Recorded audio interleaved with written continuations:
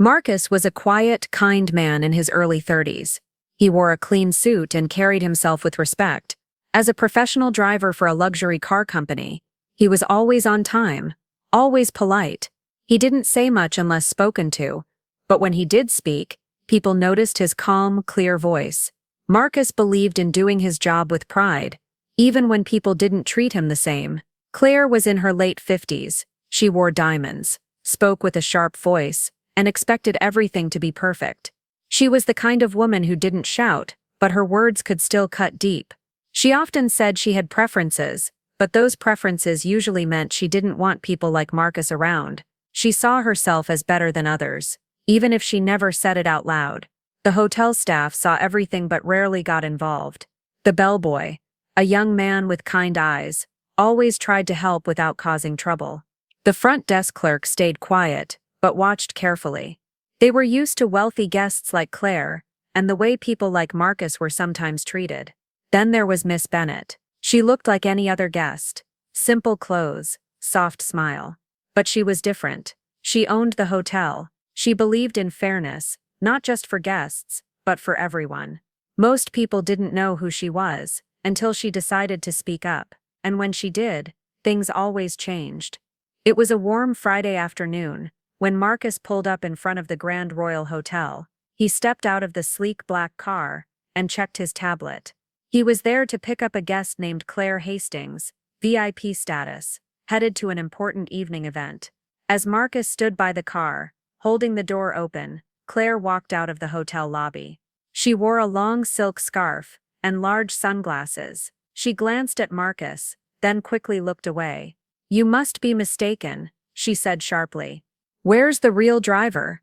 Marcus gently explained that he was in fact her driver.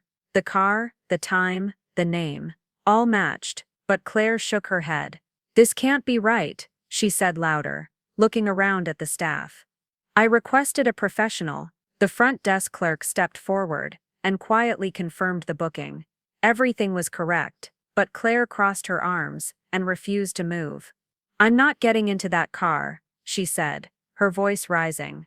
"Call someone else." A few hotel guests started to glance over. The bellboy shifted uncomfortably. Marcus stood still, his hands at his sides. He didn't argue, he didn't raise his voice, but the pain in his eyes was clear. To Claire, it wasn't about the car, it wasn't even about the service, it was about Marcus. And in that moment, her preference became a public insult. The hotel staff looked unsure. No one wanted to make a scene, but the scene was already happening. And somewhere nearby, watching quietly from the garden patio, Miss Bennet closed her laptop and stood up. The incident happened on a busy Friday afternoon, just before sunset. The Grand Royal Hotel was alive with movement. Guests were arriving for the weekend, staff were preparing for the evening gala, and the entrance buzzed with activity. That night, the hotel was hosting a high-profile charity event.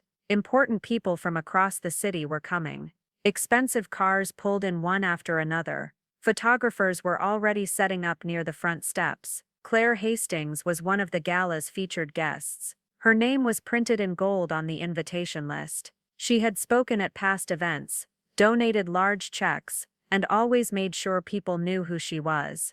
Marcus had been assigned to her as a personal driver for the evening. His company was known for working with VIP, and he had driven celebrities, judges, and even ambassadors. This wasn't new for him, but the timing couldn't have been worse. Claire was in a rush. She needed to arrive in style, and on time. But instead of getting into the car, she was creating a scene, right in front of cameras, hotel guests, and curious eyes. And time was running out. The Grand Royal Hotel stood tall in the center of the city. Its doors were made of polished glass, and the floors inside shined like mirrors. Outside, palm trees lined the driveway, and a red carpet stretched toward the entrance for special guests. It was the kind of place where every detail mattered. Bellboys wore matching uniforms. Doormen opened car doors with a smile. Guests sipped lemon water while waiting in the gold-accented lobby. Everything looked perfect. Marcus had parked the car right in front, under the tall archway. Sunlight bounced off the hood of the car as he stood by the open door. He looked calm, even as people nearby began to notice the tension. Claire stood just outside the hotel doors, close enough for everyone to hear her voice. Staff tried not to look, but their eyes kept drifting back. A few guests nearby stopped talking. One woman even took out her phone, pretending to check messages but watching the scene unfold. The front desk was only a few feet behind the counter. The clerk kept glancing nervously between Claire and Marcus. No one moved to help. They were frozen, unsure of what to say. Not far from the entrance, a small garden patio offered quiet space for guests. Miss Bennet had been sitting there with her coffee, unnoticed. But as Claire's voice grew louder, she stood up slowly, eyes focused on the unfolding situation. She knew it was time to step in. Claire believed she was simply asking for better service. That's what she told herself. She didn't think she was being rude or unfair. In her mind, it wasn't racism, it was a preference. She liked things a certain way. Drivers should look a certain way, act a certain way, be the kind of people she was used to. But deep down, her reaction to Marcus wasn't about his clothes, or the car, or his quiet voice. It was about his skin. Claire had grown up in a world where people like Marcus were always in the background, never in charge, and even though times had changed, her beliefs hadn't. Marcus, on the other hand, had been through this before, not just once or twice, too many times to count. He was used to people looking at him with doubt. He knew when someone smiled at him with fake politeness. Still, he never stopped showing up on time, never stopped being respectful. He worked hard for every chance he got. All he wanted was to do his job with dignity. The hotel staff felt caught in the middle. They had seen situations like this before, but it was always easier to stay quiet. As long as no one made a scene, the problem would go away. At least that's what they hoped. But Miss Bennet didn't believe in staying silent. She had built her hotel on fairness, for guests, yes, but also for her workers and partners. She believed that respect didn't come from money or looks. It came from how you treated people when no one was watching. And in that moment, with everyone watching, she knew exactly what she had to do. Miss Bennet walked calmly toward the entrance of the hotel. She didn't raise her voice. She didn't rush. But something about the way she moved made people step aside. Even Claire turned to look. "Is there a problem here?" Miss Bennet asked gently. Claire gave a sharp laugh. "Yes, this man is claiming to be my driver. Clearly there's been a mistake." Miss Bennet looked at Marcus. He gave a small nod, still calm, still silent. She turned back to Claire. "I don't think there's been a mistake," she said. "This gentleman is the driver assigned to you. Everything is in order." Claire narrowed her eyes. "And who are you?" Miss Bennet smiled softly. "My name is Olivia Bennet. I own this hotel." The color drained from Claire's face. There was a pause. No one spoke. Even the bellboy stopped moving luggage. A few people watching from a distance leaned in. Claire cleared her throat. "Well, that's surprising. But I still think." Miss Bennet held up her hand. "Not rude, just firm. Mrs. Hastings, your behavior today has not gone unnoticed. We welcome many types of guests here, but what we do not welcome is disrespect toward our staff, our partners, or anyone else who walks through these doors." Claire tried to speak, but Miss Bennet continued. "Marcus is one of the best drivers in the city. He's worked with CEOs, athletes, and even heads of state. He was handpicked by our team. If you can't treat him with respect, then perhaps this isn't the right place for you." Gasps rippled through the small crowd. Claire's voice shook now. "Are you uninviting me from the gala?" "Yes," Miss Bennet said. "Your name has been removed from the list. We'll have your bags brought out shortly. I hope you find a hotel that fits your preferences."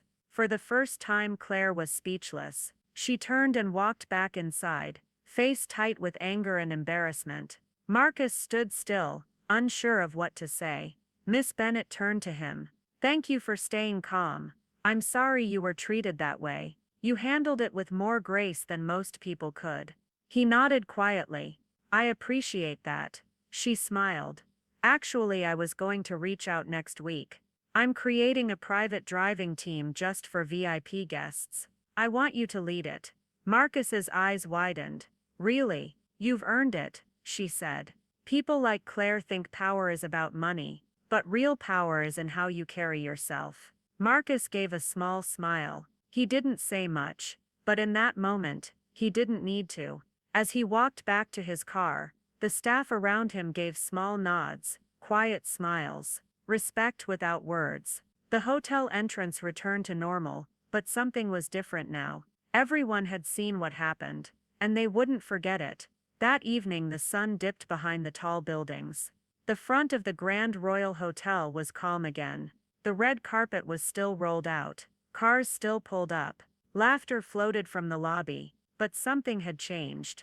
Marcus sat in the driver's seat of his car, hands on the wheel, eyes soft with thought. He wasn't smiling because Claire had been embarrassed. He wasn't happy because she was asked to leave. He was simply relieved. Relieved that just once, someone had stood up, not for show, not for praise, but because it was right. People often think racism only looks loud, shouting, fighting cruel words. But sometimes it's quiet. It hides behind smiles, fake politeness, and words like preference. That kind hurts the most, because it makes people feel small without ever saying anything out loud. But Marcus hadn't let it make him small. He stood tall, said nothing, and let his actions speak louder than anger ever could. Miss Bennet reminded everyone that day that real class doesn't come from money. It comes from how you treat people when you think no one is watching. Claire had the money, the clothes, the invite, but in the end she lost what mattered most: respect. And Marcus, he drove off into the evening, not as a driver who had been insulted, but as a man who had earned something stronger than praise. He earned trust, he earned dignity, and in the eyes of those who mattered, he had already won. If this story moved you, don't forget to like the video, leave a comment with your thoughts, and subscribe for more powerful real-life stories that reveal the truth behind the silence. Your voice matters, let it be heard.